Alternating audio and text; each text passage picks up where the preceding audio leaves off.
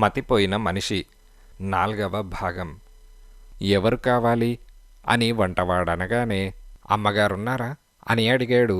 స్నానం చేస్తున్నారు, కూర్చోండి, 10 నిమిషాల్లో వస్తారు అంటూ వంటవాడు యుగంధర్కి ఇన్స్పెక్టర్కి హాల్లో కుర్చీలు చూపించాడు.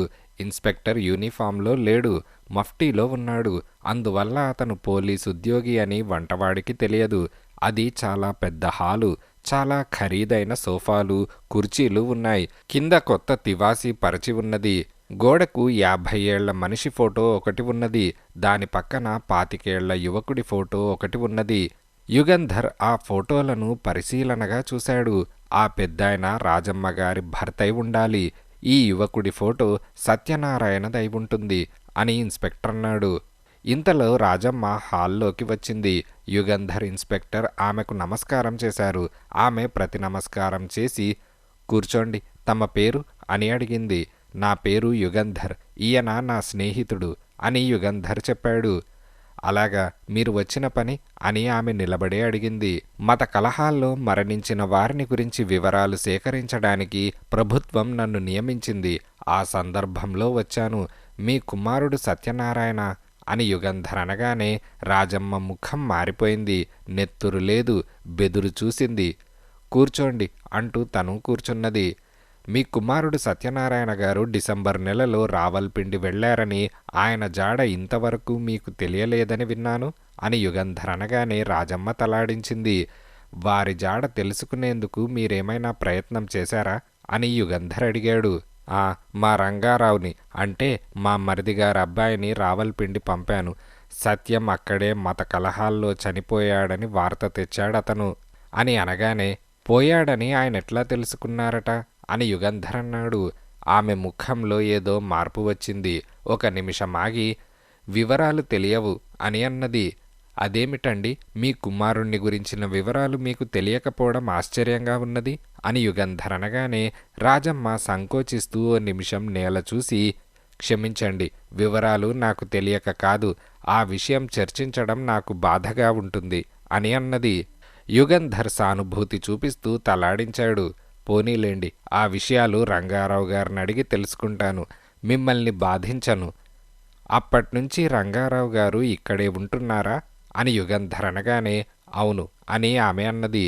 మీ కంపెనీ వ్యవహారాలు ఇప్పుడు ఆయనే చూస్తున్నారనుకుంటాను అని అనగానే, అవును అని ఆమె అన్నది. మరి వ్యాపారం సంగతి మీరేమీ పట్టించుకోవడం లేదా అని యుగంధర్ అనగానే, లేదు అని ఆమె అన్నది. అన్నట్లు మీరు ఈ మధ్య ఎప్పుడైనా శివపురం వెళ్లారా అని యుగంధర్ ఈ ప్రశ్న మామూలు ధోరణిలోనే అడిగాడు. రాజమ్మ చటుక్కున తలెత్తి యుగంధర్ని చూసింది. ఓ క్షణం సేపు ఊపిరి బిగబట్టి, లేదు అని అన్నది. ఆమె ముఖంలో నెత్తురు చుక్కలేదు, కళ్ళు బెదురుచూపులు చూశాయి. మొన్న శివపురం మిషన్ ఆస్పత్రి దగ్గర మిమ్మల్ని చూసినట్టు నాకు జ్ఞాపకం వచ్చి అడిగాను. నేనే పొరపడ్డానేమో అని యుగంధర్ సిగరెట్ తీసి వెలిగిస్తూ అన్నాడు. పొరబడే ఉంటారు, నేనక్కడికి వెళ్ళలేదు అని ఆమె అన్నది. పోనీలేండి, మరో మాట, మీ అబ్బాయి సత్యనారాయణ మరణించినట్టు మీకు రూఢీగా తెలుసా అని అనగానే రాజమ్మ తల ఊపింది. అయితే అధికారుల దగ్గర నుంచి మీ అబ్బాయి మరణించినట్లు సర్టిఫికేట్ ఎందుకు తీసుకోలేదు అని అనగానే, అనవసరం అని ముక్తసరిగా అన్నది. మీ కుమారుడు మత కలహాల్లో మరణించి ఉండకపోవచ్చునని, ఎక్కడైనా సజీవంగా ఉన్నాడేమోనని మీరు ఆశించడం లేదా అని యుగంధర్ అనగానే, లేదు, బ్రతికి ఉంటే ఇంటికి ఎందుకు రాడు అని రాజమ్మ ఎదురు ప్రశ్న వేసింది. నిజమే, ఒకవేళ ఇక్కడికి రాగలిగిన స్థితిలో లేడేమో, మతి చెలించిందేమో అని యుగంధర్ రాజమ్మను రెప్పవాల్చకుండా చూస్తూ అన్నాడు. రాజమ్మ మొహం ఎర్రబడ్డది, చటుక్కున లేచి నిలబడ్డది. నా కొడుకును గురించి అలా అనకండి, నేను వినలేను, మీరు అడగవలసిన ప్రశ్నలు ఇంకా ఏమీ లేవనుకుంటాను అంటూ రాజమ్మ చరచరా లోపలికి వెళ్ళిపోయింది. హాల్లో యుగంధరు, ఇన్స్పెక్టరు మాత్రం మిగిలారు. ఇన్స్పెక్టర్ ప్రశ్నార్థకంగా యుగంధర్ని చూశాడు. యుగంధర్ మొహం మీద చిరునవ్వు వెలిసింది. పదండి పోదాం, మనం వచ్చిన పని అయిపోయింది అని అన్నాడు. బేబీ ఆస్టిన్ కార్ దిగి వస్తున్న రంగారావు వాళ్లకు గుమ్మం దగ్గర ఎదురయ్యాడు. ఒకసారి ఇద్దరినీ ఎగాదిగా చూశాడు. ఎవరు మీరు అని రంగారావు అడిగాడు. నా పేరు యుగంధర్, ఈయన నా స్నేహితుడు, తమరే రంగారావు గారనుకుంటాను అని యుగంధర్ అన్నాడు. రంగారావు తొణక్కుండా నిశ్చలంగా యుగంధర్ని చూసి, మీ పేరు విన్నాను. మీరు పరిశోధించే కేసుల గురించి తరచూ చదువుకుంటాను. వెళ్ళిపోతున్నారేం? లోపలికి రండి అని ఆహ్వానించాడు. ఓ చిన్న పని మీదొచ్చాను. రాజమ్మ గారితో మాట్లాడి వెళ్తున్నాను. సమయానికి మీరు వచ్చారు. మిమ్మల్ని అడిగి కొన్ని విషయాలు తెలుసుకోవాల్సి ఉన్నది అని అన్నాడు. ఓ, తప్పకుండా అడగండి. లోపలికి రండి. మిస్టర్ యుగంధర్, నా చేతనైనంత వరకు మీకు సహకరించడానికి నేను సంసిద్ధుణ్ణి అంటూ లోపలికి తీసుకెళ్లి కూర్చోమని కుర్చీలు చూపించాడు రంగారావు. యుగంధర్ నవ్వుతూ, నేను ప్రస్తుతం ప్రభుత్వం తరపున మత కల్లోలాల్లో అయిపు లేకుండా పోయిన వారిని గురించి దర్యాప్తు చేస్తున్నాను. ఆ సందర్భంలోనే ఇక్కడకు వచ్చాను అని అనగానే, అలాగా, అయితే మా సత్యనారాయణ విషయమై తెలుసుకోవడానికి వచ్చారన్నమాట అని అనగానే, అవును, సత్యనారాయణ గారు రావల్పిండిలో మత కలహాల్లో చిక్కుకొని అక్కడే చనిపోయారని రాజమ్మ గారు చెప్పారు. మీరు రావల్పిండి వెళ్ళి వాకబు చేశారటగా అని అనగానే, అవును, అక్కడ అల్లర్లు తగ్గగానే వెళ్ళాను. 10 రోజుల పాటు అక్కడే ఉన్నాను. రావల్పిండిలో మొత్తం విచారించాను. సత్యనారాయణ కల్లోలాల్లో చచ్చిపోయినట్టు నిర్ధారణైంది అని అనగానే, ఎలా నిర్ధారణైంది అని యుగంధర్ అడిగాడు. సత్యనారాయణ దిగిన హోటల్లోకి కొందరు దుండగులు జొరబడి లూటీ చేసి హోటల్లో ఉన్న వాళ్లను చంపేశారట. ఆ హోటల్కు ఎదురుగా ఉన్న షాపతని దగ్గర సత్యనారాయణ చేతి గడియారము, వేలి ఉంగరము దొరికాయి. చాలా జాగ్రత్తగా వాకబు చేశాను. లూటీ జరిగిన రాత్రి హోటల్లో వాళ్లంతా చంపబడ్డారని, ఆ చేతి గడియారం, ఉంగరం తను ఒకతని దగ్గర కొన్నానని అతను చెప్పాడు. నిజం చెప్పమని బెదిరించగా లూటీ జరిగినప్పుడు తనకవి దొరికాయని ఒప్పుకున్నాడు అని రంగారావు అన్నాడు. ఓహో అని యుగంధర్ అన్నాడు. అవే నేను సంపాదించిన ఆధారాలు. నా మటుకు నాకు సత్యనారాయణ మత కల్లోలాల్లో చనిపోయాడన్న నిశ్చయం కుదిరింది. అందుకు నిదర్శనాలుగా మా పిన్నికి, అంటే సత్యనారాయణ తల్లికి చూపించేందుకు ఆ గడియారం, ఉంగరం తెచ్చాను అని అనగానే, అయితే సత్యనారాయణ గారు మరణించారని నిశ్చయించేందుకు అంతకు మించిన నిదర్శనాలేమీ మీకు దొరకలేదన్నమాట. మీరు రావల్పిండికి ఎప్పుడు వెళ్ళారు అని యుగంధర్ అడిగాడు. ఇంతకన్నా ఇంకేం నిదర్శనాలు కావాలో నాకు తెలియదు. సత్యనారాయణ మరణించాడనడానికి సందేహం లేదు. నవంబర్ మొదటి వారంలో రావల్పిండికి నేను వెళ్ళాను అని అనగానే, థ్యాంక్స్, మిమ్మల్ని చాలా శ్రమ పెట్టాను అని చెప్పి యుగంధర్ అక్కడి నుంచి బయలుదేరాడు. ఇదిలా ఉండగా, ఈ ఊళ్ళో ఎన్ని బ్యాంకులున్నాయి అని యుగంధర్ ఇన్స్పెక్టర్ని అడిగాడు. ఒకే బ్యాంక్ ఉంది. ఎందుకు యుగంధర్ గారు అని అనగానే, పదండి, అక్కడ మనకో చిన్న పనున్నది అని యుగంధర్ అన్నాడు. ఇద్దరూ బయలుదేరి బ్యాంకుకి వెళ్లారు. ఓ చిన్న పని మీద వచ్చాను. రాజమ్మ గారికి మీ బ్యాంకులో అకౌంట్ ఉంది కదూ అని యుగంధర్ బ్యాంక్ మేనేజర్ని అడిగాడు. అవును, ఉన్నది అని అనగానే, రాజమ్మ గారి అకౌంట్ వివరాలు తెలుసుకునేందుకు వచ్చాను అని అనగానే, అంటే అని మేనేజర్ సందేహిస్తూ అడిగాడు. రాజమ్మ గారు బ్యాంకులో ఎప్పుడెప్పుడు ఎంత డబ్బు కట్టినది, ఎప్పుడెప్పుడు డబ్బు తీసింది, ఎంతెంత తీసింది మొదలైన వివరాలు కావాలి అని అనగానే బ్యాంక్ మేనేజర్ మొహం చిట్లించాడు. క్షమించండి యుగంధర్ గారు, అకౌంట్ ఉన్న వారికి తప్ప వారి అకౌంట్ వివరాలు ఇతరులకెవరికీ చెప్పకూడదన్న విషయం మీకు తెలుసు కదా. రాజమ్మ గారి అకౌంట్ వివరాలు మీకు చెప్పడం నా వృత్తి ధర్మానికి విరుద్ధం అని మేనేజర్ అనగానే, అవును, ఆ విషయం నాకు తెలుసు. ఈయన పోలీసు ఉద్యోగి. అధికార రీత్యా ఈ వివరాలు ఈయన మీ దగ్గర నుంచి తెలుసుకోవచ్చు. కానీ కాలయాపన జరుగుతుంది అని అనగానే, మరొక విషయం, రాజమ్మ గారి మేలు కోరే నేను మిమ్మల్ని ఈ వివరాలు అడుగుతున్నాను. ఆమె అనవసరంగా చాలా నష్టపడుతున్నారని నా అనుమానం అని అనగానే బ్యాంక్ మేనేజర్ ముఖం వికసించింది. అయితే మీరు రాజమ్మ గారి తరపున దర్యాప్తు చేస్తున్నారా అని అడిగాడు. లేదు, కానీ నేను చేస్తున్న దర్యాప్తు వల్ల ఆమెకు మేలు చేకూరుతుందని నా నమ్మకం అని యుగంధర్ అనగానే, సరే మిస్టర్ యుగంధర్ గారు, మీకు కనుక చెబుతున్నాను. అందువల్ల రేపు నాకేదైనా మాట వస్తే, రాజమ్మ గారు నా మీద రిపోర్ట్ చేస్తే అని మేనేజర్ అన్నాడు. ఈ విషయంలో పూర్తి బాధ్యత నాదే అని యుగంధర్ హామీ ఇచ్చాడు. రాజమ్మ అకౌంట్ వివరాల పట్టి 15 నిమిషాల్లో గుమాస్తా తెచ్చి మేనేజర్కిచ్చాడు. ఇన్స్పెక్టర్ యుగంధర్ ఆ పట్టీలోని అంకెలను, తారీఖులను జాగ్రత్తగా పరీక్షించారు. గత 2-3 నెలల్లోనూ అప్పుడప్పుడు 5,000, 10,000 చొప్పున మొత్తం 25,000 రొక్కం బ్యాంకులో నుంచి తీసినట్లు పట్టీలో స్పష్టంగా ఉన్నది. ఆ చెక్కులన్నీ రంగారావే మార్పించుకున్నాడు. ఇదిలా ఉండగా యుగంధర్ ఇన్స్పెక్టర్తో సహా శివపురం చేరుకున్నాడు. అతని అసిస్టెంట్ రాజు నెమ్మదిగా కోలుకుంటున్నాడని డాక్టర్ చెప్పాడు. తర్వాత హెడ్ కానిస్టేబుల్ని కలుసుకుని వసంత ఆచూకీ ఏమైనా తెలిసిందా అని అడిగాడు. వసంత ఎక్కడా కనపడలేదని ఆయన చెప్పాడు. ఇన్స్పెక్టర్, అసలేం జరిగిందో ఊహించగలుగుతున్నాను, కానీ నా ఊహ సరియైంది కానిది తెలుసుకోవాలన్నా, నేరస్తుల్ని పట్టుకోవాలన్నా మనకు సాక్ష్యం కావాలి. అంటే ముందు వసంతను వెతకాలి, తర్వాత ఆమెకు సత్రంలో కనిపించిన మనిషిని పట్టుకోవాలి. అది చాలా ముఖ్యం అని యుగంధర్ అన్నాడు. నా సర్వశక్తులా శ్రమపడి వసంతను పట్టుకునేందుకు ప్రయత్నిస్తాను అని యుగంధర్ అన్నాడు. గుడ్, ఇటువంటి పనులు మీరు బాగా నిర్వహించగలరు. పోలీసులకు ఉన్న వీళ్ళు నాకు లేవు కనుక వసంత జాడలు తెలుసుకునే పని మీకు వదిలి నేను వెళ్తున్నాను అని యుగంధర్ అనగానే, ఎక్కడికి వెళ్తున్నారు అని ఇన్స్పెక్టర్ అడిగాడు. మద్రాసుకు వెళ్ళాలి. నాకు వేరే చిన్న పనొకటున్నది.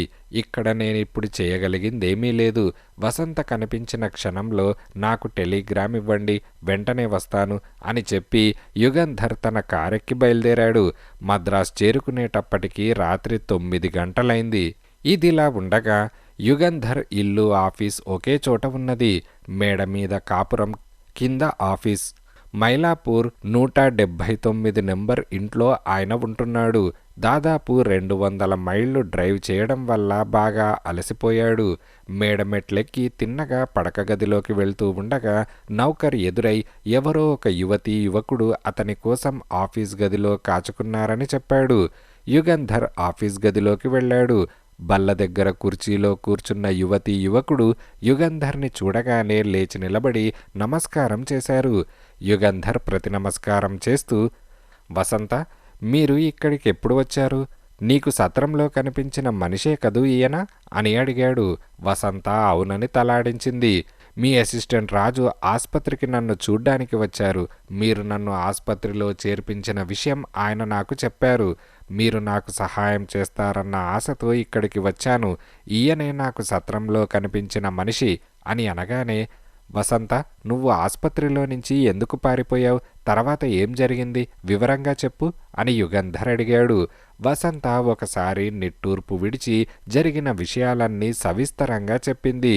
తాము అంతుచిక్కని క్లిష్ట పరిస్థితుల్లో చిక్కుకున్నామని నిర్ణయించుకున్నామని, తమకా కష్టాలు తొలగిపోవాలంటే ఎవరినైనా సహాయం కోరడం అవసరమని తలచామని, అప్పుడు యుగంధర్ తనను రక్షించడం జ్ఞాపకం వచ్చిందని వెంటనే బయలుదేరి మద్రాసుకు వచ్చామని వసంత చెప్పింది.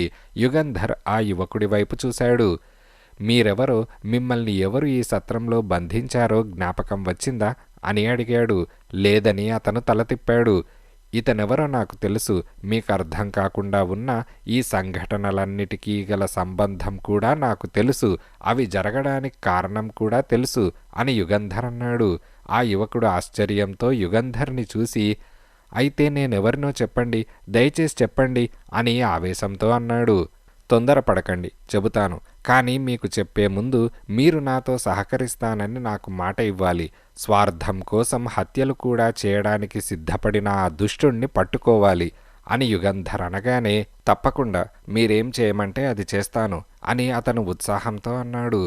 అయితే నేను చెప్పేది జాగ్రత్తగా వినండి అంటూ యుగంధర్ వాళ్ళు చేయవలసిన పనులను గురించి వివరంగా చెప్పాడు.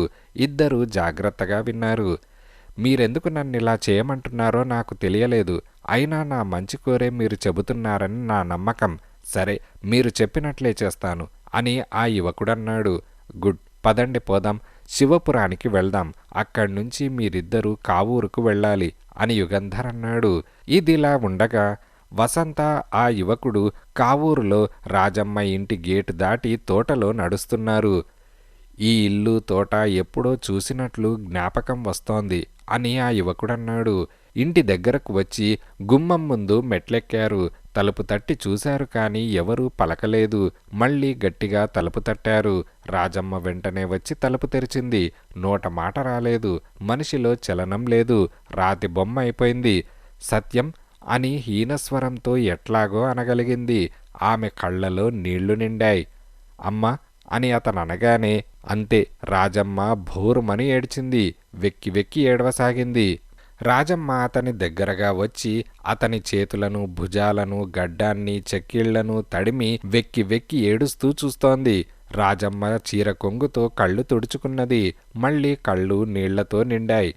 సత్యం, సత్యం అంటూ అతన్ని చెయ్యి పట్టుకుని లోపలకు తీసుకెళ్ళింది. వసంత వాళ్ల వెనకాలే నడిచింది. ఎందుకొచ్చావు? ఎలా వచ్చావు? పోలీసులకు కనపడితే చాలా ప్రమాదం కదూ అని రాజమ్మ మాటలు పెకిలించుకొని అడిగింది. అతను రాజమ్మ చేతిలో చేయి వేసి, అమ్మ, నేను సావిత్రిని చంపలేదు. అదంతా అబద్ధం. రంగయ్య కల్పించిన అబద్ధమది అని అన్నాడు. రాజమ్మ అర్థం కానట్లు చూసింది. అబద్ధమా? రంగయ్య ఎందుకు అబద్ధం చెప్పాడు అని అడిగింది. అది ఓ కథ. నీ దగ్గర నుంచి డబ్బు లాగడానికి వాడు పన్నిన పన్నాగమది. రంగయ్య ఏడి అని సత్యం అడిగాడు. ఎక్కడికో బయటకు వెళ్ళాడొస్తాడు అని రాజమ్మ చెబుతూ ఉండగానే గుమ్మం దగ్గర అడుగుల చప్పుడైంది. ముగ్గురు అటు తిరిగారు. అడుగో రంగయ్య వచ్చాడు అని రాజమ్మ అన్నది. రంగారావు ఒక నిమిషం గుమ్మం దగ్గరే నిలబడి ఆశ్చర్యంతో వసంతని, సత్యాన్ని చూశాడు. నెమ్మదిగా అడుగులో అడుగు వేసుకుంటూ వాళ్ల దగ్గరకు వచ్చాడు. అయితే నీకు మతి వచ్చిందన్నమాట అని సత్యాన్ని చూసి అన్నాడు. వసంత వైపు తిరిగి, నువ్వితన్ని కలుసుకున్నావన్నమాట, బాగానే ఉన్నది అని నవ్వుతూ అన్నాడు. అతని నవ్వు చాలా వికృతంగా ఉన్నది. అవును రంగయ్య, నాకు మతి వచ్చింది, నీ ఆట కట్టింది అని సత్యం లేచి నిలబడి అన్నాడు. రంగారావు మొహం మారిపోయింది. కళ్ళు ఎర్రబడ్డాయి. ఓహో, ఆట కట్టడమేమిటి? ఏమాట కట్టింది అని ఉక్రోషంతో అన్నాడు. సత్యం రంగారావుని రెప్పవాల్చకుండా చూశాడు. రంగయ్య, నాకంతా తెలుసు. అమ్మ, జరిగిందేమిటో చెబుతా విను. రావల్పిండిలో వీడు నన్ను కలుసుకున్నాడు. నాకు మతిపోవడం వల్ల నేను వీణ్ణి గుర్తుపట్టలేదు. నేనెవర్నో కూడా నాకు తెలియదు. అప్పుడే వీడికి దుర్బుద్ధి పుట్టింది. నిన్ను నన్ను మోసం చేసి డబ్బు సంపాదించడానికి పన్నాగం వేశాడు. మతి తెప్పిస్తానని చెప్పి నన్ను తనతో కూడా ఇక్కడికి తీసుకొచ్చాడు. తన మనిషికెవరికో నన్ను ఒప్పజెప్పి దాచిపెట్టమన్నాడు. నా చేతి గడియారము, ఉంగరము నీకు చూపించి రావల్పిండిలో నేను చచ్చిపోయానని నీతో అబద్ధం చెప్పాడు. తర్వాత అని సత్యమంటూ ఉండగానే రంగారావు అడ్డు వచ్చి, ఓహో, అంతా తెలుసుకున్నావన్నమాట. సరేలే, అయితే ఏం చేస్తావు? ఇదంతా నీ ఊహేగా అని రంగారావు అన్నాడు. ఏం చేస్తానా? నిన్ను పోలీసులకు అప్పగిస్తాను అని సత్యమనగానే, ఏం నేరానికి? నా మీద ఏం నేరం మోపగలవు? నీకు సాక్ష్యమేమున్నది అని రంగారావు అడిగాడు. సరే చూద్దాం, ఇప్పుడే పోలీస్ స్టేషన్కు వెళ్ళి ఇన్స్పెక్టర్ని పిలుచుకొస్తాను అని సత్యం ఒక అడుగు ముందుకు వేశాడు. రాజమ్మ నిర్ఘాంతపోయి నోరు తెరుచుకొని ఈ సంభాషణంతా వింటోంది. ఆమెకేమీ అర్థం కావడం లేదు. సత్యం, ఆగు, కదలకు అని రంగారావు అనగానే సత్యం రంగారావు వైపు చూశాడు. అతని చేతిలో పిస్తోలున్నది. రాజమ్మ, వసంత నివ్వెరపోయారు. ఇదేమిటి అని రాజమ్మ అన్నది. జాగ్రత్త పడడం అంతే పిన్ని అని రంగారావు అన్నాడు. ఏమిటి మహా బెదిరిస్తున్నావు? కదిలితే కాలుస్తావా అని సత్యం అడిగాడు. అవును, కదలకపోయినా కాలుస్తాను. నువ్వు చాలా వరకు నిజం తెలుసుకున్నావు. నువ్వు పోలీసుల దగ్గరకు వెళ్ళడం నాకు మంచిది కాదు అని రంగారావు అనగానే, నన్ను కాలిస్తే సరిపోతుందా? అమ్మ లేదా, వసంత లేదా అని అనగానే, వాళ్ళు మాత్రం బ్రతికి ఉంటారనుకున్నావా అని రంగారావు అన్నాడు. మా ముగ్గురిని చంపేసినంత మాత్రాన నిజం బయటపడకుండా ఉంటుందా?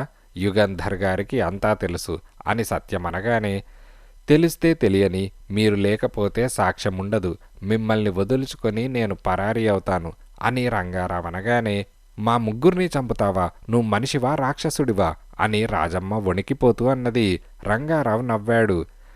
మనిషిని కనుకే నా లాభం నేను చూసుకుంటున్నాను, నా జాగ్రత్త నేను పడుతున్నాను అని అన్నాడు.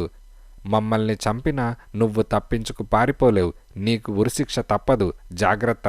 నీ బంటొకడున్నాడని, వాడికి నిజం తెలుసునని మర్చిపోతున్నావు అని సత్యమనగానే, ఎవడు ఆ భాష్యంగాడా అని రంగారావు విరగబడి నవ్వాడు. వాణ్ణి కాళ్ళు చేతులు కట్టి మోటార్ షెడ్లో గోతిలో పడేశాను. వాడెక్కడికి తప్పించుకుపోలేడు. మీ విషయం పూర్తి చేసి వాడి సంగతి పడతాను. ఎంతసేపు, ఒక్క గుండు చాలు అని రంగారావు అనగానే రాజమ్మకు ఆగ్రహం రెచ్చిపోయింది. గుండెలో కార్చిచ్చు రగిలింది. రంగారావు తనను ఇంతకాలం నుంచి మోసగించి డబ్బు లాగినందుకు కాదు ఆమె బాధ, తనకు అతను కలిగించిన మానసిక క్షోభ, వ్యధ తలుచుకొని మండిపోయింది. ఓరి వెధవా అంటూ రాజమ్మ ఉద్రేకంతో ముందుకు నడిచింది. కదలవద్దు, పేల్చేస్తాను, జాగ్రత్త అని రంగారావు హెచ్చరించాడు. రాజమ్మ అతని మాటలు వినిపించుకోలేదు. అక్కడ ఉన్న ముక్కాలు పీట ఒకటి తీసుకొని ముందుకు వచ్చింది. రంగారావు మొహం మారింది. కళ్ళు చాలా కాఠిన్యంతో చూస్తున్నాయి. కదలకు, నిజంగానే కాల్చేస్తాను అని అరిచాడు. కాలుస్తావా, నీ మొహం కాలుస్తావు అంటూ రాజమ్మ ముందుకు వచ్చింది. రంగారావు పిస్తాల్ గురిపెట్టాడు. అతను పిస్తాల్ కాలుస్తాడని సత్యం భయపడ్డాడు. రాజమ్మను ఆపడానికి అతను ముందుకు అడుగు వేశాడు. వెంటనే అని 2 సార్లు పిస్తాల్ పేలింది. ఒక గుండు రంగారావు పేల్చినది. అది సత్యం భుజానికి రాసుకుంటూ పోయింది. సత్యం పక్కకు ఒరిగిపోయాడు. అదే సమయంలో పేలిన 2వ గుండు గుమ్మంలో నుంచి యుగంధర్ కాల్చింది. అది రంగారావు చేతికి తగిలింది. అతని చేతిలో పిస్తాల్ కింద పడ్డది. రంగారావు ఒక్క కేక పెట్టి వెనక్కు తిరిగాడు. గుమ్మం దగ్గర నిలబడి ఉన్న యుగంధర్ని, యూనిఫామ్లో ఉన్న ఇన్స్పెక్టర్ని చూసి నిర్ఘాంతపోయాడు. పై ప్రాణాలు పైనే పోయాయి. వెనక్కు పరిగెత్తాడు. వెనక తలుపు దగ్గర నిలబడి ఉన్న హెడ్ కానిస్టేబుల్ చేయి అడ్డం పెట్టాడు. రంగారావు గజగజ వణికిపోతున్నాడు. బోనులో చిక్కిన ఎలకలాగా ఉన్నది అతని పరిస్థితి. లాభం లేదు రంగారావు, నువ్వు తప్పించుకుపోలేవు, ఇంటి చుట్టూ పోలీసులు కాపలా ఉన్నారు అని యుగంధర్ అన్నాడు. ఇన్స్పెక్టర్ గబగబా వచ్చి రంగారావు చేతికి సంకెళ్ళు వేశాడు. మోటార్ షెడ్లో ఉన్న భాష్యాన్ని అరెస్టు చేయమని హెడ్ కానిస్టేబుల్ని పంపాడు. యుగంధర్ సత్యం దగ్గరకు వెళ్ళాడు. అతనికి స్పృహ లేదు, కింద పడి ఉన్నాడు. రాజమ్మ, వసంత గాబరాగా అరుస్తున్నారు. అయ్యో, వెంటనే డాక్టర్కి కబురు పంపండి అని రాజమ్మ గోలపెట్టింది. యుగంధర్ సత్యాన్ని పరీక్ష చేశాడు. ప్రమాదమేమీ లేదు అని అన్నాడు. సత్యం మెల్లిగా కళ్ళు తెరిచాడు. ఓ నిమిషం అందర్నీ పరకాయించి చూశాడు. ఇదేమిటి, నేనెక్కడున్నాను, మీరంతా ఎవరు, ఎందుకిక్కడున్నారు అని అడిగాడు. తల్లిని చూసి అమ్మ ఏమిటి గోల అని అన్నాడు. యుగంధర్ నవ్వుతూ అంతా తర్వాత సవిస్తరంగా చెబుతాను, ప్రస్తుతానికి విశ్రాంతి తీసుకో అని యుగంధర్ అన్నాడు. ఇదిలా ఉండగా ఆ రాత్రి రాజమ్మ ఇంట్లో విందు భోజనాలు ఏర్పాటు చేశారు. యుగంధర్ అతిథుల్లో ముఖ్యుడు. రాజు కూడా వచ్చాడు. పోలీస్ ఇన్స్పెక్టరు వచ్చాడు. భోజనాలైన తర్వాత అందరూ తాంబూలాలు వేసుకుంటూ ఉండగా సత్యం యుగంధర్ని చూసి, తర్వాత అంతా చెబుతానన్నారు, నాకేమీ అర్థం కావడం లేదు, రంగారావును ఎందుకు అరెస్టు చేశారు అని అడిగాడు. యుగంధర్ సిగరెట్ వెలిగించి గట్టిగా పీల్చి నెమ్మదిగా పొగ వదులుతూ అందర్నీ ఓసారి చూశాడు. రంగారావు లాంటి వాణ్ణి నేనింతవరకు చూడలేదు. రంగారావు సావిత్రిని చంపాడు. ఆమె మీద అతనికి ద్వేషం గాని కోపం గాని లేదు. అందుకే ఈ కేసు ఇంత క్లిష్టంగా తయారైంది. సత్యం, నువ్వు రావల్పిండిలో మత కలహాల్లో ఏమయ్యావో అని బెంగపడి మీ అమ్మ రంగారావుని పిలిపించి నిన్ను గురించి వాకబు చేసి రమ్మని అతన్ని రావల్పిండికి పంపించింది. రంగారావు రావల్పిండిలో నిన్ను చూశాడు. అప్పటికి నువ్వెవరో నీకు తెలియదు. నిన్న స్థితిలో చూడగానే రంగారావు బుద్ధి మారిపోయింది. ఓ పథకం ఆలోచించి జాగ్రత్తగా ప్లాన్ వేశాడు. నిన్ను తనతో ఇక్కడకు తీసుకొచ్చాడు. భాష్యమనే తన సహచరుడికి నిన్నొప్పజెప్పి జాగ్రత్తగా దాచిపెట్టమని చెప్పాడు. ఆ భాష్యంగాడు నిన్నెక్కడో దాచాడు. తర్వాత రంగారావు సావిత్రి హత్యకు ఏర్పాట్లు చేశాడు. నారాయణ శెట్టి అనే పిచ్చివాణ్ణి ఎలాగో తన తోటలోకి రప్పించాడు. అదే సమయానికి అక్కడికి నిన్ను తీసుకురమ్మని భాష్యానికి చెప్పాడు. ఆ సమయానికే ఏదో మిష మీద సావిత్రిని తోటలోకి పంపాడు. రంగారావు సావిత్రిని గొంతు నలిపి చంపేశాడు. సావిత్రి మెడలో ఉన్న బంగారు గొలుసు తీసుకొని దాన్ని పిచ్చివాడి జేబులో పడేశాడు. పాపం ఆ పిచ్చివాడికి ఏం తెలుసు, తోటలోనే తారట్లాడుతున్నాడు. కోడలు ఎంతసేపటికి ఇంటికి తిరిగి రానందువల్ల రాజమ్మగారు గొడవ చేసింది. రంగయ్య వెతికి వస్తానన్నాడు. కొంచెం సేపట్లో తిరిగి వచ్చి రాజమ్మను పిలుచుకొని తోటలోకి వెళ్ళాడు. గొంతు నలిపివేయబడ్డ సావిత్రి శవాన్ని రాజమ్మకు చూపించాడు. దుఃఖంతో గుండె పగిలిపోయినట్లయింది రాజమ్మకు. ఆ సమయంలో రంగారావు రాజమ్మతో నువ్వొచ్చావని, నీకు పిచ్చెక్కిందని, సావిత్రిని నువ్వే చంపావని తను కళ్ళారా చూశానని చెప్పాడు. రావల్పిండిలో నువ్వు చనిపోయావని తను అనుకోవడం పొరపాటని చెప్పి నిన్ను మీ అమ్మకు చూపించాడు. నువ్వు మీ అమ్మను గుర్తుపట్టలేదు. మీ అమ్మ నువ్వే పిచ్చిలో సావిత్రిని గొంతు పిసికి చంపావనుకున్నది. నిన్నెక్కడైనా దాచిపెట్టి ఈ హత్య మరెవరి మీదకైనా నెడతానని రంగారావు మీ అమ్మకు చెప్పాడు. దానితో మీ అమ్మ మనస్సు కుదుటపడింది. నారాయణ శెట్టి అనే పిచ్చివాడి మీద నేరం మోపి అతన్ని పోలీసులకు పట్టించాడు. రంగారావు అతని అనుచరుడైన భాష్యానికి నిన్ను మళ్ళీ అప్పగించాడు అని యుగంధర్ అనగానే, రంగారావు నన్ను భాష్యానికి ఎందుకు అప్పగించాడు, మా అమ్మ ఎందుకు ఒప్పుకున్నది అని సత్యం అడిగాడు.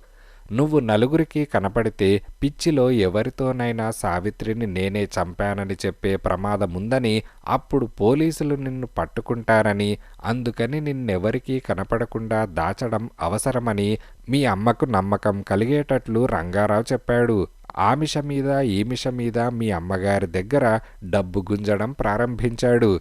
నీకు ఎట్లా అయినా పిచ్చి కుదిరితే చాలుననుకొని మీ అమ్మ రంగారావు అడిగినప్పుడల్లా ఎంత అడిగితే అంత డబ్బిచ్చింది.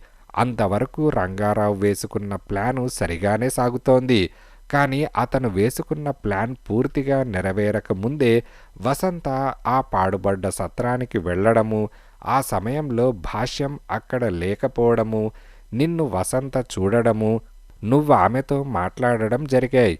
రంగారావు దురదృష్టం వల్ల నేనా రోడ్డు వెంబడి ఆ సమయంలో వెళ్ళడము, వసంతను ఆస్పత్రికి తీసుకెళ్లడం జరిగింది. అప్పట్నుంచి రంగారావు ప్లాన్ సాఫీగా సాగలేదు. అడ్డదిడ్డాలు తిరిగింది.